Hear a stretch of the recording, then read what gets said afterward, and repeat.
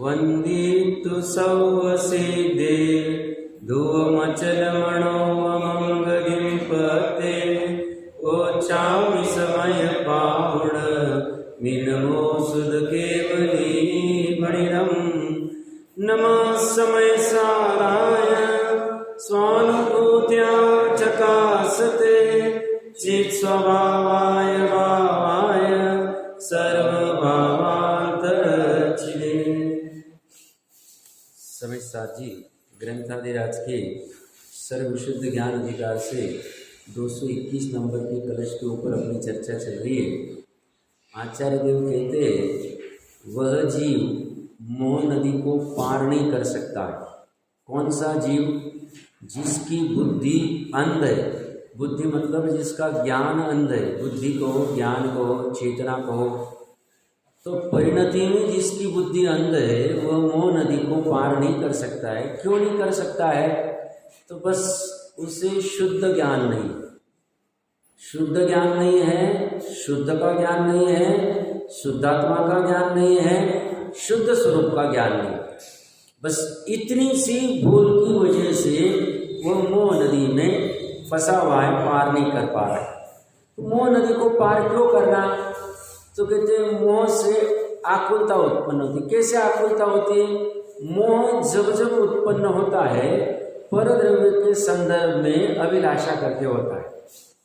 परद्रव्य के संदर्भ में अभिलाषा होती है तो एक साथ दो तीन चीजें होती है। एक तो स्व का तिरस्कार होता है, दूसरा वस्तु स्वरूप से विपरीत परिणमन होता है। वस्तु स्वरूप से विपरीत परिणमन मतलब पर वस्तु में जा नहीं सकते, पर वस्तु को प्राप्त नहीं कर सकते, पर वस्तु को भोग नहीं सकते, पर वस्तु का कर्ता हो नहीं सकते।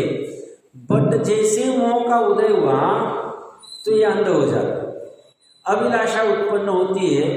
मोह की अभिलाषा जो एकत्व कर्तृत्व भोक्तृत्व के साथ है वो अभिलाषा आकुलता उत्पन्न करती है।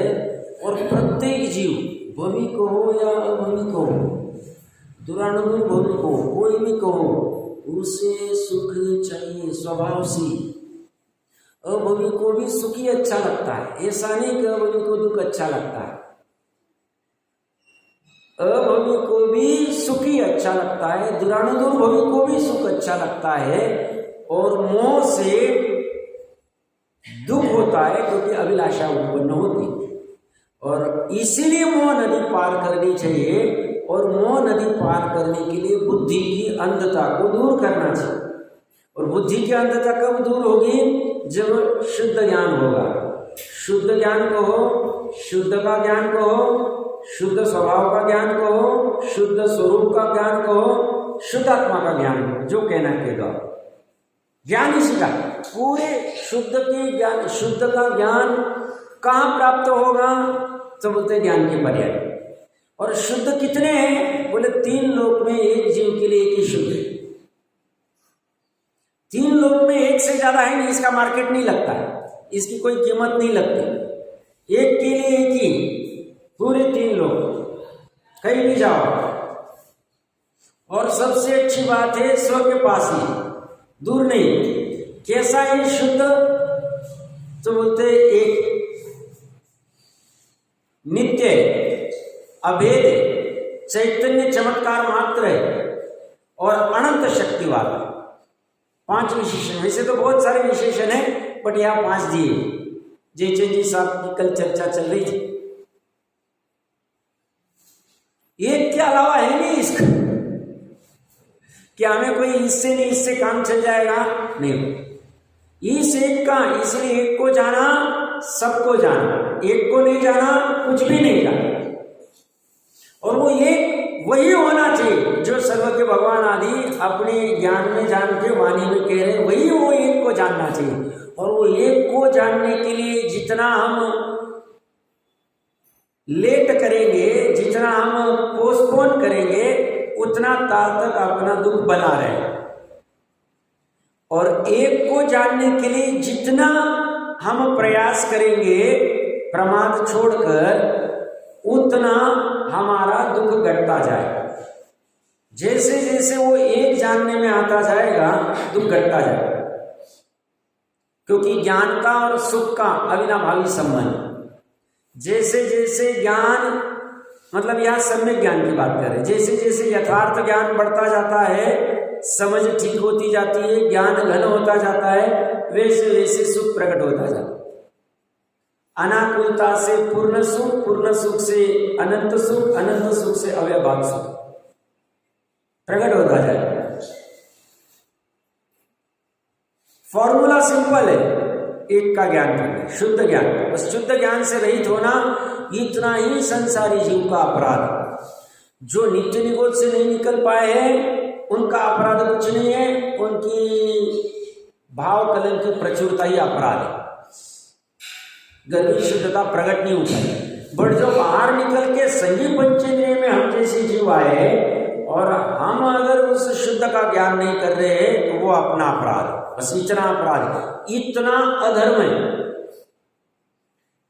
ये अधर्म का त्याग होगा, धर्म प्रकट हो जाएगा।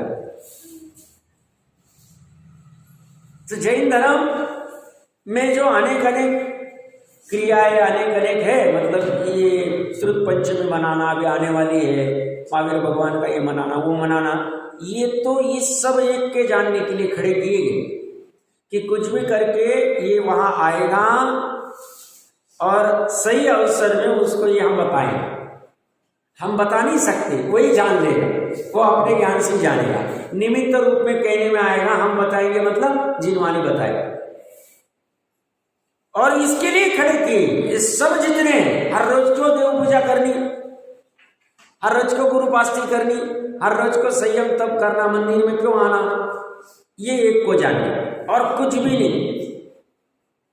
इसी से धर्म प्रकट होगा। और ये नहीं धर्म प्रकट ही नहीं हुआ, कहने का धर्म होगा, व्यवहार का धर्म कहने में आएगा, बट व्यवहार धर्म भी निश्चय धर्म में ना होता ही नहीं, ये भी बात। और निश्चय धर्म क्या है? निश्चय धर्म को, निश्चय सम्यक दर्शन को, निश्चय सम्यक ज्ञान को, निश्चय सम्यक चारित्र को, सब कुछ एक ही शुद्ध ज्ञान होना, ये निश्चय धर्म। और शुद्ध ज्ञान से रहित होना निश्चय धर्म का अभाव है। और निश्चय धर्म का अभाव है तो व्यवहार धर्म के नाम पे जो कुछ किया जा रहा है वो संसार का ही कारण, मोक्ष का कारण नहीं।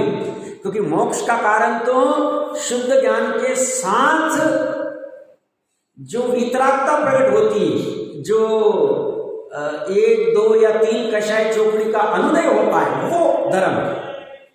और उसके साथ अविनाभाव रूप में 2, 3 कषाय चौकड़ी या 4 कषाय चौकड़ी या 2 कषाय चौकड़ी, 1 कषाय चौकड़ी का सद्भाव होता है, वो सहचारी है मोक्ष मार्ग।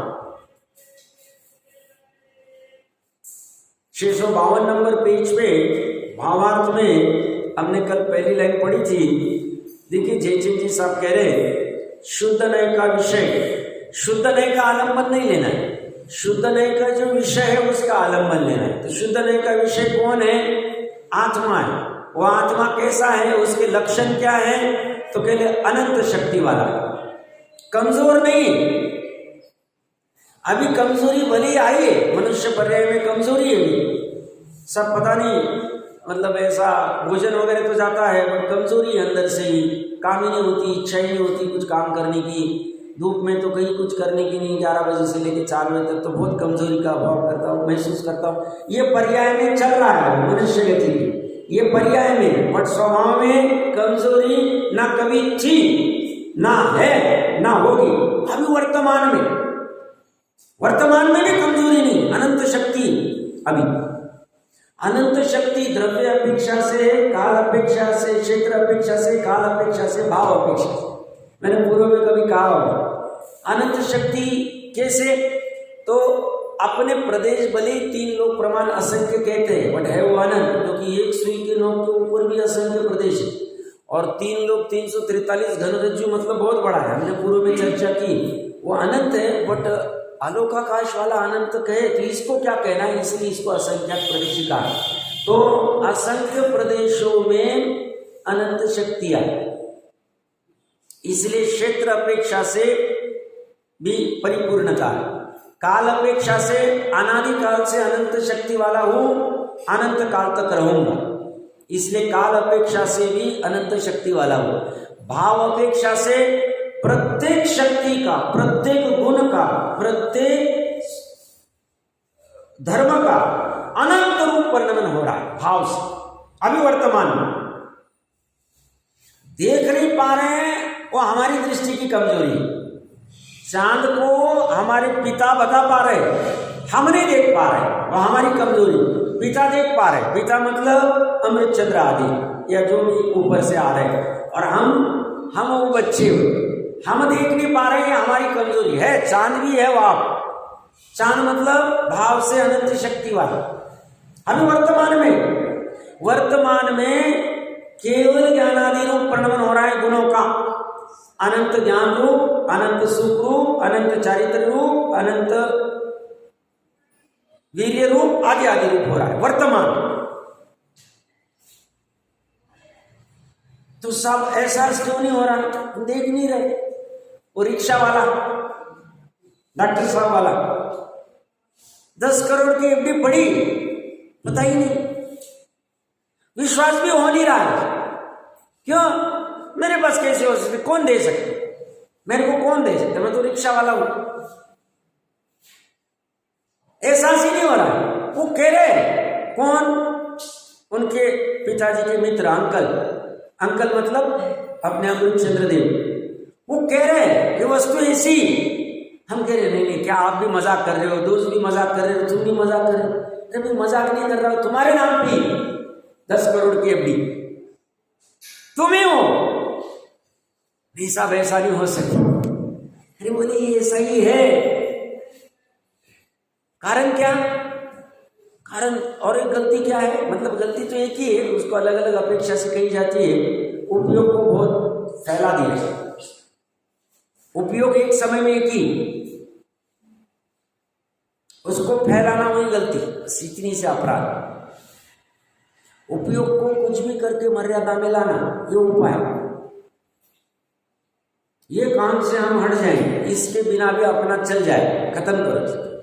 अपना घर गृहस्थी चलने के लिए जितना आवश्यक है उतना उपयोग हम बाहर खर्च करेंगे, बाकी का उपयोग हम ये शुद्ध ज्ञान की विषय वस्तु को जानने के लिए लगाएंगे, और कुछ भी काम नहीं।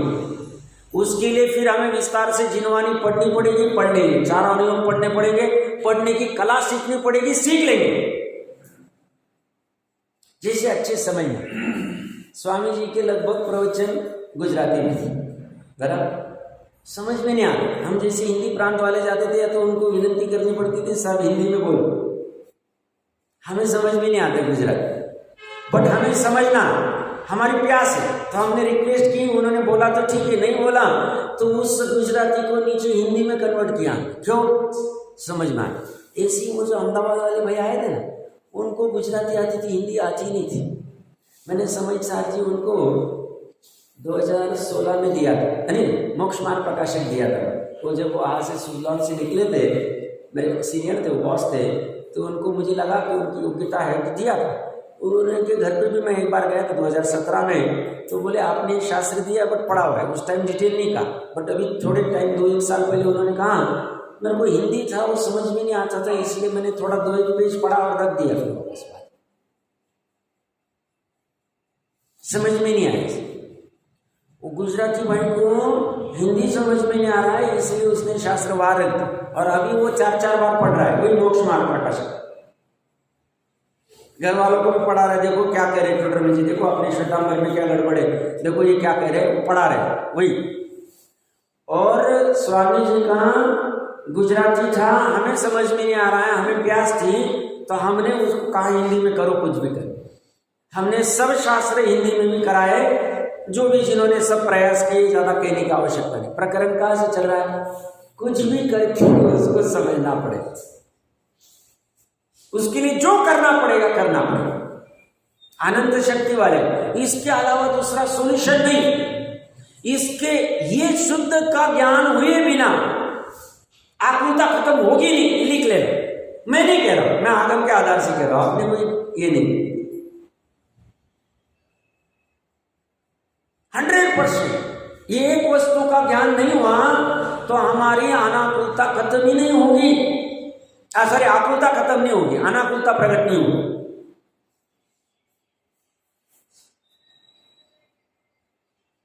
निज निधि निज में बताई। निज निधि क्या है? अनंत शक्ति वाली। हम देखने को तैयार है। हमें देखो ये निज निधि की कई चर्चा चल रही है तो बहुत बार अब हम तो सब अच्छे जीव है, बट कोई कोई माँ बाप क्या होते हैं, नहीं नहीं मेरे को वहाँ जाना है, वो गाड़ी पकड़नी, वो ये करना है, वो व्यापार करना है, नहीं नहीं अभी नहीं, बाद में सुनूंगा। अरे भाई ये बात सुननी, कान पे पड़ना भी माँ बनने का हो जाएगा। अपनी बात चल रही, दूसरे की नहीं चल रही। ये शुद्ध ज्ञान वाली आत्मा कोई दूसरी तिराहित वस्तु की नहीं कर रही। वो पढ़ता है तो कैसे टोडरमल साहब ने लिया, वो इसको ऐसा लगता है वो दूसरे की किसी की चर्चा चल रही है, ऐसा नहीं, अपनी चर्चा। हम अभी वर्तमान में अनंत शक्ति वाले, अनंत शक्ति वाले होने वाले नहीं हुए, बस उसका पर्याय में भान नहीं, वो भान करेंगे तो हम अनंत शक्ति वाला मोक्ष मार्ग प्रकट कर लेंगे। तो ये शुद्धने का विषय वाला आत्मा अनंत शक्तिमान चैतन्य चमत्कार मात्र। जब हमें स्वसंवेदन होगा उस चैतन्य चमत्कार का परोक्ष होगा। जैसे मान लो कोई अंध व्यक्ति और बचपन से कभी शक्कर खाई नहीं उसने, मिश्री, और पहली बार खाता है। मिश्री का स्वाद अभी प्रत्यक्ष नहीं, मतलब आंखों आदि से दिखनी नहीं मिश्री, बस मात्र स्वाद का अनुभव आ रहा है। ये से हमें आत्मा के प्रदेश प्रत्यक्ष दिखेंगे नहीं, अनंत शक्तियां प्रत्यक्ष दिखेगी नहीं, अविभाव प्रत्यक्ष दिखेंगे नहीं। बट जिस समय में हमें स्वसंवेदन में वो वस्तु आएगी, कौन सी वस्तु? शुद्ध ज्ञान वाली, शुद्धात्मा, उस समय में चैतन्य चमत्कार मात्र अनुभव में आएगी। चमत्कार है। चमत्कार क्यों? अजूबा क्यों है? एकमात्र इतना ही अजूबा है आत्मा। वो आत्मा क्या है? स्वयं चमत्कार होके भी वो यहाँ वाकई देखो, ये पहला चमत्कार है, पहला आश्चर्य, दूसरा आश्चर्य, 8 आश्चर्य, 9 आश्चर्य करता रहता है। इसे कहते हैं तू इनके चमत्कारों की बात कर रहा है, तेरे चैतन्य चमत्कार को तूने लिस्ट में लिया ही नहीं। लिस्ट में उसको लेना चाहिए, तो दूसरी की लिस्ट बनाते जा रहा है। सब मैंने पूरा वर्ल्ड घुमा, या आईफेल टावर भी चमत्कार है, आश्चर्य, ताजमहल भी आश्चर्य, फलाना भी आश्चर्य, क्या क्या डाले होंगे, जो भी डाले होंगे, इसको डाला ही नहीं। और ये कह रहे इसको जरूरत भी नहीं। हाँ, अपनी पर्याय को इसकी जरूरत है, इस चैतन्य चमत्कार को डालने की, उस समय होने की। वो नहीं होगी तो करोड़ाधीश हो, अब्जाधीश हो, चक्रवर्ती हो, 3 खंडाधिपति हो, इंद्र हो, कुछ भी हो, दुखी रहे। फिर नवग्रह का मिथ्या दृष्टि अहम इंद्र भी रहा तो भी दुखी रहे। और उससे विपरीत खाने के लाले पड़े हुए हैं, उस श्वान के, उस हाथी के, उस शेर के, उसे सूखी घास नहीं मिल रही है हाथी को, फिर वो सुख का अनुभव कर रहे, चैतन्य चमत्कार का अनुभव। ऐसी विचित्रता। वो देखो 5 इंद्रिय के विषय वाले बुद्धि को क्या लगेगा, सब कितना सुख के नवग्रह वाले, जो वो मिथ्या दृष्टि जीव है, इसे पता नहीं वो मिथ्या दृष्टि, ये बाहर का देख के बस यही वो नपुंसक जैसा रहता है ना, स्त्री और पुरुष को वो करते वक्त यही अंदर उछलता है, उसको भोगते नहीं आता। इसी ये क्या करता है, ये भोगता नहीं, यहाँ देख देख के खुश होता, देखो कितना उनका सुख है, कितना सुख है। अरे वो सुख नहीं है, वो तेरे को आंखों से दिख रहा है, वो सुख नहीं। चैतन्य चमत्कार का सुख तेरे बाजू में जो श्वान भोग रहा है वो देख। उसे 2 दिन से रोटी मिली नहीं, किसी ने भोजन दिया नहीं, फिर भी सुखी। कारण शुद्ध का ज्ञान उसके पास। शुद्ध का ज्ञान करने के लिए कोई स्कूल में गया नहीं, कोई ए फॉर एप्पल किया नहीं, फिर भी हो। कैसे? समझने की बात है, अच्छे से विचार करना है इसमें। अंदर से जब तक इसका समाधान नहीं आता विचार करना। मैं तो शक्ति प्रमाण सिर्फ बिंदु दे रहा हूं, पकड़ना मतलब ये कुछ अलग ही चीज है। आगे की 10 गाथा पढ़ेंगे, वहां पे कुंद कुंद देव के गाथार्थ में अंतिम वाला पैराग्राफ गजब वाला, उसमें अभिप्राय की वासना का संकेत किया हुआ। उस अभिप्राय की वासना की वजह से अज्ञानी परेशान।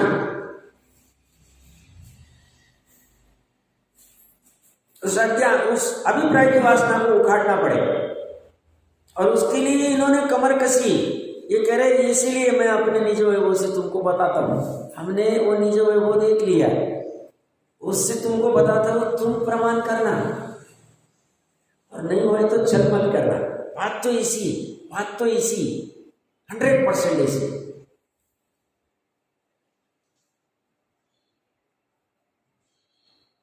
तो यहाँ क्या कह रहे हैं, चैतन्य चमत्कार मात्र और कुछ भी नहीं, नित्य,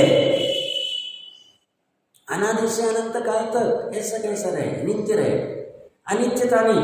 अभी सब धूप थी, बारिश आ गई, ठंड आ गई, गर्मी आ गई, ऐसा अनित्यता नहीं। जैसे भूमि में क्या एक जैसा रहता है क्लाइमेट, प्लीजेंट। अभी ये जो वैमानिक आदि के स्वर्ग आदि जो होते हैं, इनके स्वर्ग मतलब वैमानिक देवों के विमान, एक जैसा क्लाइमेट, वह ऐसा अप डाउन नहीं हो। अपने को क्या यहाँ बाहर यहाँ आसाता वेदनीय चेंज होती है, एक 24 का नहीं 22 पे कर इसी को, अरे कूलर पे चलिए कर, अपने क्या अप डाउन होता है, अरे ठंड लग रही है 22 मत 26 पे कर, यहाँ ये बदलता रहे। इसमें अनित्यता नहीं, ये नित्य। ये हम यहाँ बैठ के क्या खुश हो रहे, देखो अच्छा एसी तो बना दिया, हम हाथ में बैठ के रिमोट में कर सकते, सब कैसा ऑटोमेटिक एसी बना है, हमारा बराबर जान लेता है, पसीना आदि को बराबर 24 से 22 होता है। अरे ये क्या बोलता है भैया, तो इसको सुख मत मान। वो देख वो घूमे वालों को, देख उनको वैमानिक आदि वालों को एक जैसा क्लाइमेट, एक जैसा। उत्तर कुरु देव कुरु आदि जो है, यहाँ तो चेंज ही नहीं होता। यहाँ तो भी पहले आने वाला दूसरे में चेंज हो जाएगा, दूसरे का तीसरे में चेंज होगा, उत्तम मध्य वो भूमि से मध्यम आदि होंगे। वो बाकी वाली जो कितनी 20 नहीं 15, हाँ 15 वाली जो शाश्वत, वहां क्या बदलाव, कुछ भी नहीं, सॉरी 30। उत्तर गुरु देव गुरु ऐसे ये पकड़ के 10 है, 10 इंटू 6 इंटू 5 30 हो जाएगी। 30 वाली भोग भूमि में अनादि काल से एक जैसे चेंज ही नहीं आया। या कितना चेंज है, सब मार्केट अभी अप हो रहा है, डाउन हो रहा है, प्राइस बढ़ रहा है, डाउन हो रहा है, बीपी बढ़ रहा है, डाउन हो रहा है, up down up down up down. ये अप डाउन क्या है, दुख की निशानी। नित्यता ये सुख की निशानी, नित्यता होनी चाहिए, नित्यता। और इसी नित्यता की खोज करना जैन धर्म। जैन धर्म क्या करता है, हम प्रत्येक वैज्ञानिक है, जैन धर्म नित्यता की खोज करना का नाम है। जैन धर्म कोई क्रिया कांड का नाम नहीं, क्रिया करेंगे हम बट कांड नहीं होगा उसका। हम मजबूरी में वो करेंगे जब हमारा यहाँ मन नहीं लग रहा है तत्व विचार में, स्वाध्याय में, तब पाप से बचने के लिए हम करेंगे। बाकी तो जैन धर्म तो उस नित्य की खोज करना है, उस चैतन्य चमत्कार को जानना है, उस अनंत शक्ति वाले का श्रद्धान करना है, प्रतिधि करना है, उसमें लीनता करना है, उसका अनुचरण करना है, और कुछ भी नहीं है। पूरा साइंटिफिक है, 1 भी % अरे इतना विज्ञान है, हमें समझ में नहीं आता है। या तो समझाने वाला बराबर समझाता नहीं, या तो समझने वाला समझ नहीं रहा। एक्चुअल में तो समझने वाला समझ नहीं रहा, समझाने वाले पे तो डिपेंड है ही नहीं, वो तो कैसा भी समझाए, समझने वाला समझ जाता है बराबर, क्योंकि काम तो उपादान से ही चल रही, चर्चा वही चल रही है। तो वो नित्य वाला देखना चाहिए हमें, परमानेंट वाला। हमें उसमें खुश नहीं होना चाहिए सब इस टाइम पे अच्छा हुआ, ये सीजन अच्छा गया, पिछला वाला खराब था, ये अप डाउन वाले में ज्यादा रस नहीं लेना चाहिए। उल्टा वैराग्य बुद्धि खड़ी करनी चाहिए, क्या काम का है। कभी ग्राहक है, कभी नहीं है, कभी अच्छा है, कभी नहीं। किसी का मूड अच्छा होता है, बदलता जाता है। मूड अच्छा है तो अच्छी बात करेगा बाजू वाला, अच्छा नहीं तो बेकार बात करेगा। ये अप डाउन वाला नहीं चाहिए हमें तो ये सब पद चाहिए। वो ध्रुव का आता है ना, अन्यमति में कहानी आती कि माँ के थी, माँ वो पिता के राजा था, 2 माताएं थी, एक बैठा हुआ था और उसको उतार दिया और दूसरे को ले लिया। तो वो जिसको उतारा वो माँ के पास रोके गए, बोले तो इसमें क्या ये परमानेंट थोड़ी, तू परमानेंट जगह दूं। तो वहां ध्रुव बन गया। तो या तो उत्पाद में ध्रुव वाला, ध्रुव को पकड़ना है, तो नित्यता को पकड़ना। नित्यता कहो, ध्रुवता कहो, स्थायीपना कहो, ये अपना स्वभाव है। वो आत्मा ऐसा है। और कैसा है, अभेद है, भेद नहीं है उसमें। समझने के लिए हम भेद करेंगे, कब तक करते जाएंगे? जब तक समझ में नहीं आता। अब लगा कि समझ में आ रहा है तो भेद को गौण कर दो और अभेद को खड़ा कर। हम अलग अलग एंगल से समझेंगे उसको। ज्ञान की अपेक्षा से कैसा है, सुख की अपेक्षा से कैसा है, चारित्र की अपेक्षा से कैसा है, पर्याय की अपेक्षा से कैसा है, गुण की अपेक्षा से कैसा है। एक ही प्रदेश के ऊपर कैसे हो सकती है? एक ही प्रदेश के ऊपर उत्पाद वे भी है और ध्रुवता भी। कुछ उत्पन्न भी हो रहा है, कुछ मतलब अनंत पर्याय, कुछ वे भी हो रहा है, अनंत पर्याय वे भी हो रही है, और उसी समय में ध्रुवता भी बनी रहेगी। अनंत गुण भी, जहाँ ज्ञान गुण है वहाँ सुख गुण भी, वहाँ चारित्र गुण भी।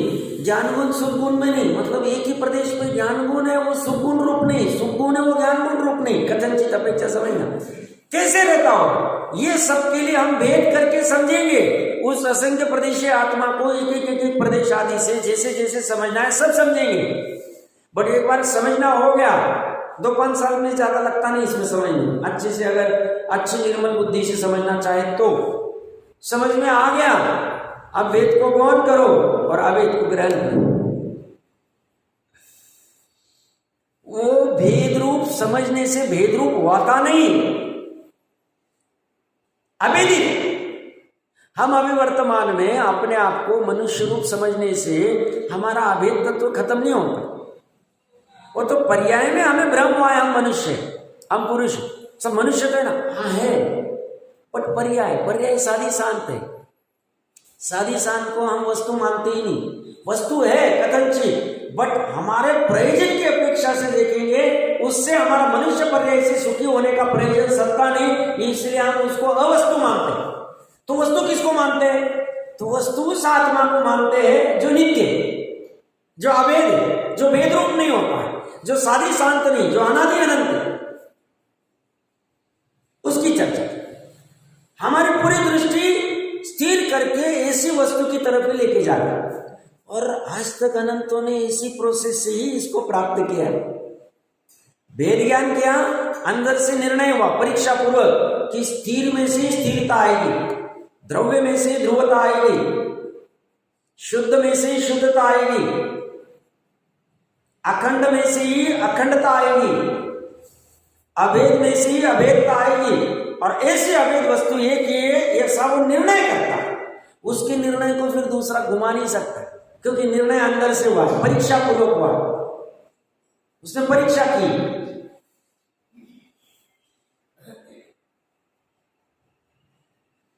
तो वो अभेद है, एक है, अनेक नहीं। मार्केट में मिलेगा नहीं, एक पूरे मार्केट, और इसको और दूसरा कोई भोग ही नहीं सकता, अपनी पर्याय भोग सकता। ये स्वयं अपने आप को तो भोग ही रहा है। क्या भोग रहा है? शुद्धता रूप भोग रहा है, निर्मलता रूप भोग रहा है, अनंत ज्ञान रूप भोग रहा है, अनंत सुख रूप भोग रहा है। अभी वर्तमान में ऐसा भोग रहा है। बट हमें वेदन पर्याय का होता है, हमें अभी वेदन ध्रुवता का नहीं है। तो हमें वेदन अगर पर का है तो पर्याय का ही वेदन। अब पर्याय में पर है तो आकुलता का वेदन हो रहा है, अनाकुलता चाहे तो इसको दूसरा जीव भोग नहीं सकता, इसको पुद्गल भोग नहीं सकता। मेरे शुद्ध आत्मा को, मेरे उस आत्मा को, शुद्ध नहीं के विषय वाले आत्मा को मेरी पर्यायी भोग सकती, दूसरा कोई भोग नहीं सकता।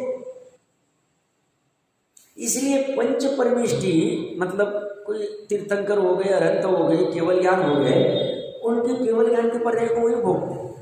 आदिनाथ भगवान की उस केवल ज्ञान के पर्याय को भरत जी भी नहीं भोग रहे थे। भरत जी कब भोगेंगे? जब अपने केवल ज्ञान के पर्याय प्रकट की तब। वो मारीच भी नहीं भोग पाता और 923 भी नहीं भोग पाते। हर एक को अपना अपना करना पड़ेगा। यहां दूसरा कोई नहीं आएगा, नहीं मेरे अंकल आ जाएंगे, मेरा भाई आ जाएगा, मेरी बहन आ जाएगी, मेरा बेटा आ जाएगा, या नहीं, या अलाउड नहीं, पॉसिबल नहीं। उसके लिए तो स्वयं ही वो एक और ये एक को वो पर्याय भोग सकती, और जब तक वो पर्याय नहीं भोगती है तब तक वो दुख को भोगती है, और जब पर्याय इस एक को भोगती है तो अनाकुलता को भोगती, बिना पैसे, बिना खर्चा कितना सा, कुछ भी नहीं हो। क्या खर्चा हो? 500 की पत्ती लगी, अभी 2000 की पत्ती बंद हो गई, इसकी बात नहीं कर रहा हूँ, मेरे को पता ही नहीं चलता मार्केट में क्या चल रहा है। की पत्ती नहीं लगती, 1 रुपये पत्ती नहीं लगती, 1 पैसा नहीं लगता। इतना चोखा काम है, इजी काम है। बस हमें डर है। हमें डर क्या है?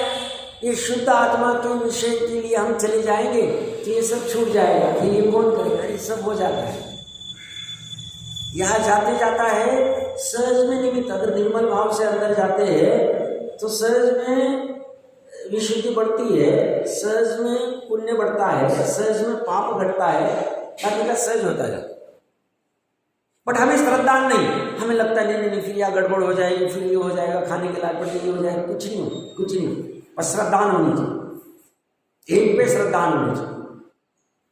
हाँ, और एक पे श्रद्धा, एक मतलब जो जिनानों का एक है वही एक होना चाहिए, कोई भी एक नहीं। इसके ऊपर साहब आपने एक पे श्रद्धा की, हमने इस पे श्रद्धा करी, नहीं चले, काम नहीं चले। एक में वही आनी चाहिए। वो 50 बैग में से मेरी वाली बैग में ही होना चाहिए श्रद्धा, और कहीं नहीं होगी श्रद्धा। हटेगी ही नहीं, दृष्टि नहीं हटेगी, वास। और आगे क्या कह रहे देखिए, वह अपने ही अपराध से राग द्वेष रूप परिणमित है। अपने ही अपराध मतलब अपनी ही गलती, ये अपराध है राग द्वेष का। कथनचित उसको होनार अपेक्षा से ऐसी योग्यता थी कहा जाए, काल लब्धि की अपेक्षा से इस काल में ऐसा ही होना था कहा जाए, बट पुरुषार्थ की अपेक्षा से कहा जाएगा ये अपना अपराध है, मैं कर रहा हूं गलती। ऐसा नहीं है कि जिस प्रकार निमित्तभूत परद्रव्य परिणमित करता है उसी प्रकार आत्मा परिणमित होता है। स्पष्ट लिख रहे, परद्रव्य जैसे नचाता वैसे आत्मा नाच रहा है, ऐसा नहीं। निमित्त नैमित्तिक संबंध से हम कहेंगे कि द्रव्य कर्म का जैसा उदय वैसा भाव कर्म होता है, उस निमित्त नैमित्तिक संबंध को देख के कहा जाता है। बट ये उपादान उपादेय नहीं। अगर ये उपादान उपादेय वाला संबंध रहे, कर्ता कर्म वाला रहे, तो व्यवस्था ही खत्म हो गई। उसी प्रकार आत्मा परिणमित होता है, सॉरी, ऐसा नहीं कि जिस प्रकार निमित्तभूत परद्रव्य परिणमित करता है उसी प्रकार आत्मा परिणमित होता है। आत्मा अपने स्वयं से परिणमित हो रहा है, मतलब कर्म उस रूप परिणमित हो रहे हैं इसलिए राग द्वेष रूप हो रहा है, ऐसा नहीं। और उसमें आत्मा का कोई पुरुषार्थ ही नहीं है, ऐसा भी नहीं। क्या लिख रहे? ऐसा नहीं, क्या नहीं है कि जिस प्रकार निमित्तभूत परद्रव्य परिणमित करता है उसी प्रकार आत्मा परिणमित होता है, ऐसा नहीं है। और कैसा नहीं है? ऐसा नहीं है कि उसमें आत्मा का कोई पुरुषार्थ नहीं, आत्मा का इसमें पुरुषार्थ है, ऐसा कहना चाह रहे। जिन्हें आत्मा के ऐसे स्वरूप का ज्ञान नहीं, वे यह मानते कि परद्रव्य आत्मा को जिस प्रकार परिणमन कराता है उसी प्रकार आत्मा परिणमित होता है, दूसरा कराता। और आगे, ऐसा मानने वाले मोह रूपी नदी को पार नहीं कर सकते। कल मोह वाली नदी किस किसने देखने का प्रयास किया? देखना चाहिए मोह की नदी, परिणामों में मोह की नदी कैसी बह रही, का मोह। और भली किसी के साथ शेयर नहीं करता, अपने को डर लगता है, इनको बोल देंगे तो लगेगा अरे कितना कोई जीव, अलग से डायरी में लिखते रहने का, ये मोह हमारा पड़ा हुआ अलग से। बट उसका संशोधन करना पड़ेगा स्वयं, जरूरी। ये क्या कह रहे हैं? ऐसे मानने वाले, क्या मानने वाले? कि परद्रव्य आत्मा को परिणमन कराता है उसी प्रकार आत्मा परिणमित होता है, ऐसे मानने वाले मोह रूपी नदी को पार नहीं कर सकते अथवा मोह सैन्य को नहीं हरा सकते। उनके राग द्वेष नहीं मिटते, क्योंकि राग द्वेष करने में यदि अपना पुरुषार्थ हो तो वह उनके मिटाने में भी हो सकता है, किंतु यदि दूसरे के करा ही राग द्वेष होता हो तो पर तो राग द्वेष कराया ही करे, तब आत्मा उन्हें कहाँ से मिटा सकेगा। बहुत महत्वपूर्ण, अपने जो कल परसों की चली थी पुरुषार्थ और होनार की चर्चा, ये राग द्वेष को भी पुरुषार्थ करे। मैं कह रहा हूँ ना, हम व्यापार आदि भी कर रहे, पुरुषार्थ तो कर ही रहे, बट उसको पुरुषार्थ नहीं कहा जाता है, उसको विकार कहा जाता है, विभाव कहा जाता है, क्योंकि वो स्वभाव से विमुख, शुद्धोपयोग से विमुख है, इसलिए उसको विकार कहा जाता है। है वो भी पुरुषार्थ। और वो कह रहे वो पुरुषार्थ भी, वो भी पुरुषार्थ है, वो पुरुषार्थी में मेरा मानो नहीं, और मैं पुरुषार्थ क्या है, उस रूप पर नमित हुआ। कर्ता का पुरुषार्थ कर्म, कलश देख लेना चाहिए, कर्ता कर्म अधिकार में है, अंत अंत में है कलश। कर्ता का कर्म ही कर्ता का पुरुषार्थ। तो कर्ता का कर्म क्या है, राग द्वेष उसका कर्म है, तो वो उसका पुरुषार्थ। और राग द्वेष का त्याग करके वीतरागता रूप परिणमित हुआ, वो उसका पुरुषार्थ। उसको राग द्वेष अच्छा नहीं लगा, राग द्वेष छोड़ने योग्य लगा, ये उसका जानने वाला पुरुषार्थ। उसने जाना कि अरे राग द्वेष तो मेरे लिए दुखदाई, ये 5 इंद्रिय विषय तो मेरे लिए दुखदाई। पहले वो सुखदाई जान रहा था तो वैसा पुरुषार्थ कर रहा था, अब दुखदाई जान रहा है। पहले आत्मा आत्मा की चर्चा करता था तो उसे दुखदाई लगता था, बंद करो आत्मा आत्मा क्या लगा के रखा, तो उसका वैसा पुरुषार्थ हो रहा, आत्मा आत्मा की चर्चा बंद करो। और अभी आत्मा की चर्चा करते हुए सुहाता, मतलब उसका उसमें ही सुहाता है, उसको वही अच्छा लग रहा है, और बताओ क्या आत्मा की, ये उसका पुरुषार्थ। पुरुषार्थ कोई बाहर की शरीर की क्रिया नहीं है। यहां जो आगम में, जिनवानी में, अध्यात्म में पुरुषार्थ का है, ये जीव की परिणति को पुरुषार्थ, जीव की पर्या, ज्ञान की, श्रद्धा की और चारित्र, ये पुरुषार्थ। वो वहां न जाके यहां चला गया, वहां मतलब पर तरफ, यहां मतलब स्वतंत्र। तो उपदेश ऐसा ही चले और करने योग्य यही। तो वो क्या कह रहे हैं, राग द्वेष करने में यदि अपना पुरुषार्थ हो तो उनके मिटाने में भी हो सकता है। अगर राग द्वेष में मेरा कोई पुरुषार्थ ही नहीं, पर से मैं राग द्वेष कर रहा हूं, तो मैं क्यों मिटाऊं, मिटाने जाऊं वापस कोई आके खड़ा कर देगा, फिर तो सिद्ध अवस्था के लिए कोई प्रयास ही नहीं करे। क्योंकि हम सिद्ध अवस्था कैसी मानते, एक बार चले गए फिर से वापस नहीं आते, हमको उसमें सुख ही नहीं लगता। अब वितरागता त्यागते ही नहीं। अन्यमति जैसा नहीं कि चले गए वापस अवतार लेके आ गए, पहला अवतार दूसरा अवतार, ये सब हमारे चक्कर नहीं। हम कहते हैं हमें वो सुख इतना अच्छा लगा कि वापस आने की जरूरत नहीं।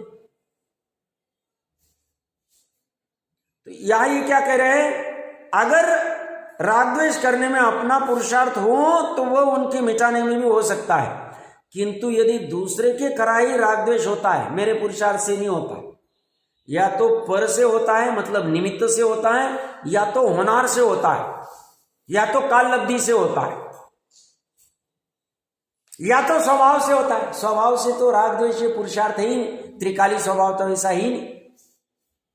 तो काल लब्धि में सब ऐसा ही था, हमारा पुरुषार्थ, हमारा राग द्वेष ऐसा ही होना था, हमारा निमित्त ही ऐसा मिला पर द्रव्य वाला कि वो राग द्वेष कराता है, या हमारी होनार ही ऐसी थी राग द्वेष करने की, तो कहते फिर वो मिटाएगा क्यों।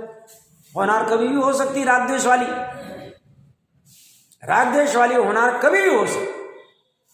अब कल्पना करो केवल ज्ञान प्रकट हो गया अभी इस समय में, अभी अनंत काल तक कभी भी मति श्रुत अवधि की पर्याय नहीं आएगी, केवल ज्ञान की पर्याय हर समय। अनंत अव्यवहार सुख प्रकट हो गया इस समय में, अभी अनंत काल में एक के बाद एक के बाद एक के बाद पर्याय तो उत्पन्न होना बंद नहीं होता है, उत्पाद वे स्वभाव जाता नहीं, केवल ज्ञान होने के बाद भी, सिद्ध अवस्था होने के बाद भी।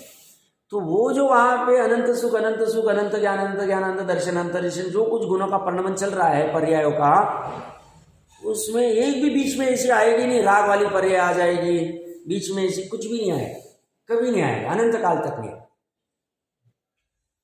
परमानेंट पक्का काम हो, पक्का 100%। तभी ये प्रयास करता है मिटाने का, नहीं तो क्यों मिटाए भाई। हम मिटाए 2 साल 5 साल के लिए करें फिर छूट जाए। मान लो ऐसा किसी ने कहा कि साहब ये प्लॉट आप ले लो, इसके ऊपर घर बना लो, 2 साल रहो, फिर हम जब चाहे तब निकाल लेंगे। हम कहेंगे मैं क्यों मेहनत करूं भाई, प्लॉट के ऊपर मैं मेहनत करके घर बनाऊं, 2 साल बाद मेरे को तो निरंतर चिंता बनी रहेगी, फिर से वापस कभी हो जाए। ये सही, ये तीनों में अज्ञान होगा, मोह अंधकार। क्या एक मानता है परद्रव्य की वजह से मुझे राग देश होता है, होनार की वजह से मुझे राग देश हो रहा है, और काललब्धि की वजह से। तीनों में मोह नदी पार करना कठिन हो जाएगा।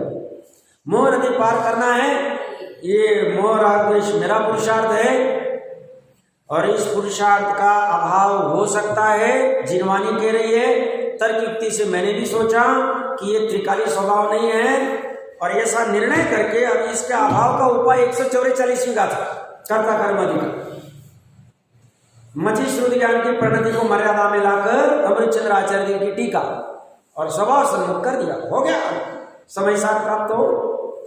यही समय सार पूरी प्रोसेस दे दी। आप 2 मिनट के लिए देख लेना, वहां भी उसी की चर्चा है। 144वीं गाथा, फिर हम जी तो बाद में बात। Page number 287।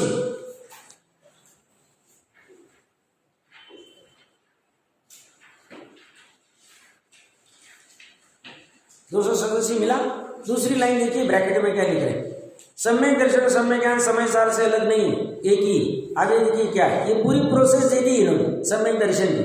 श्रुत ज्ञान के अवलंबन से ज्ञान स्वभाव आत्मा का निश्चय करके, निश्चय होगा नहीं, निश्चय करेगा आत्मा का।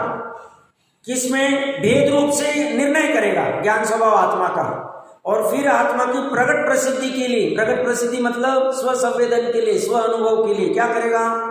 पर पदार्थ की प्रसिद्धि की कारणभूत सर्व इंद्रियों और मन के द्वारा प्रवर्तमान बुद्धियों को मर्यादा में लेकर जिसने मति ज्ञान तत्व को, मति ज्ञान के स्वरूप को आत्म सम्मुख किया है। आत्म सम्मुख होगा नहीं, आत्म सम्मुख किया। पहले वो 5 इंद्रिय के विषय तरफ जा रही थी मति ज्ञान की प्रक्रिया, ये खाऊं, ये पहनूं, ये ओढ़ूं, ये देखूं, ये सुनूं। उसने क्या किया? बुद्धिपूर्वक उपयोग को मर्यादा में लाए मति ज्ञान।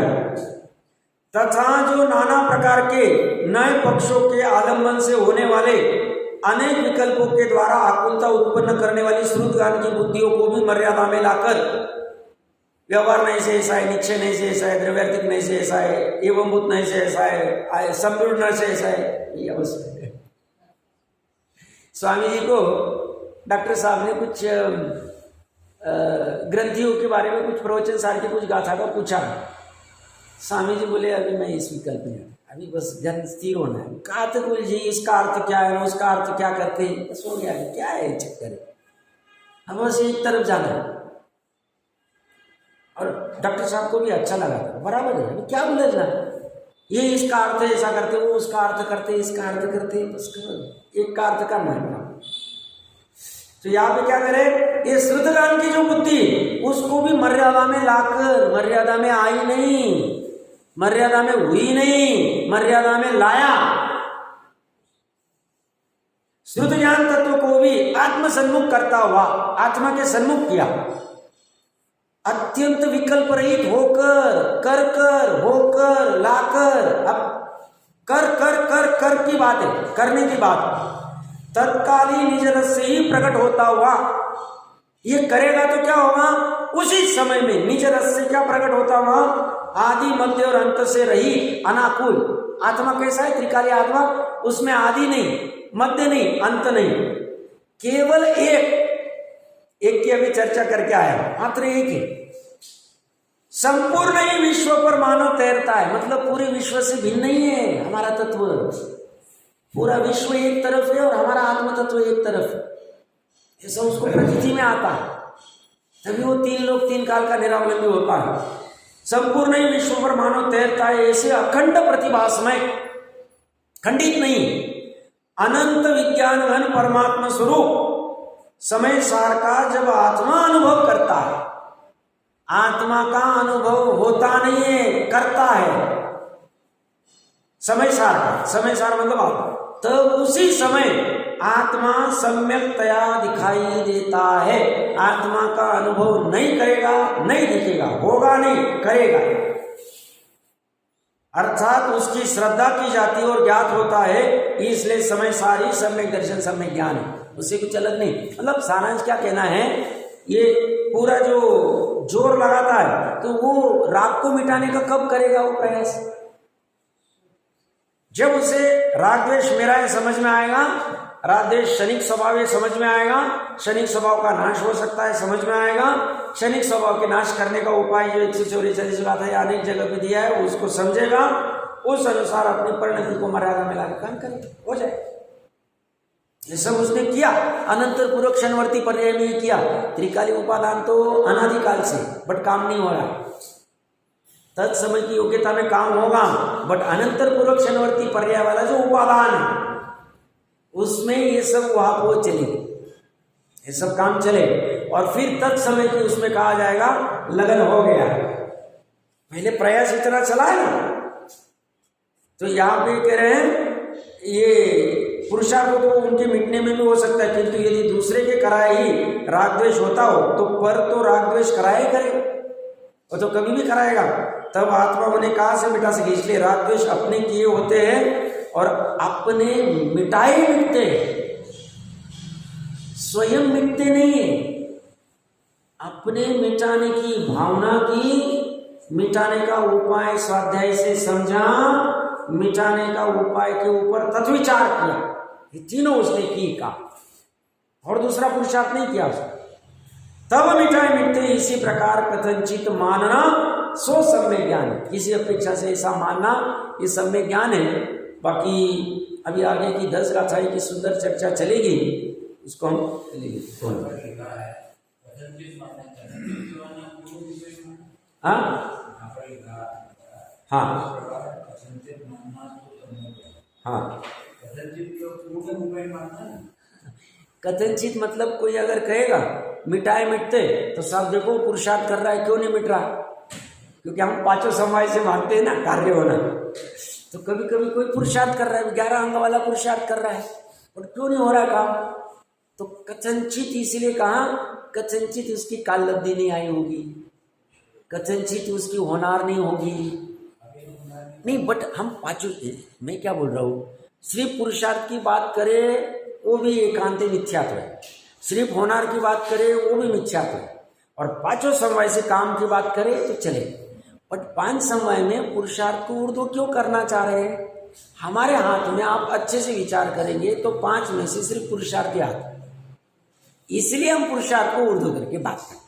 बाकी काल लब्धि हमारे हाथ में नहीं, इसलिए उस पर हम विचार नहीं करते।